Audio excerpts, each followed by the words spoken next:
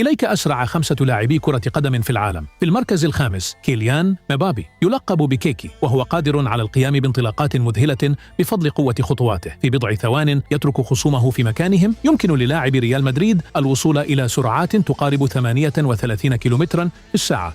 في المركز الرابع أداما تراوري، بفضل بنيته الجسدية القوية قد يظن البعض أنه يعتمد فقط على القوة، لكن الجناح الإسباني هو صاروخ حقيقي. يمكنه الوصول إلى 38.2 كيلومتر في الساعة مع تسارع انفجاري يجعل المدافعين يعيشون كابوسا. في المركز الثالث ألفونسو ديفيز، يلقب بالقطار. هذا اللاعب يجمع بين السرعة والتحمل والمهارة. يمكنه الوصول إلى 38.5 كيلومتر في الساعة أثناء الجري، سواء في الدفاع أو الهجوم. يستطيع عبور الملعب بالكامل بسرعة مذهلة. في المركز الثاني أشرف حكيمي، الظهير المغربي، يعد من أسرع لاعبي العالم، حيث تصل سرعته إلى أكثر من 38.6 كيلومتر في الساعة. لاعب باريس سان جيرمان يتميز بانطلاقاته السريعة وقدرته على خلق المساحات والعودة للدفاع في لمح البصر. وبرأيك من يستحق المركز الأول؟ اترك إجابتك في التعليقات وشارك الفيديو.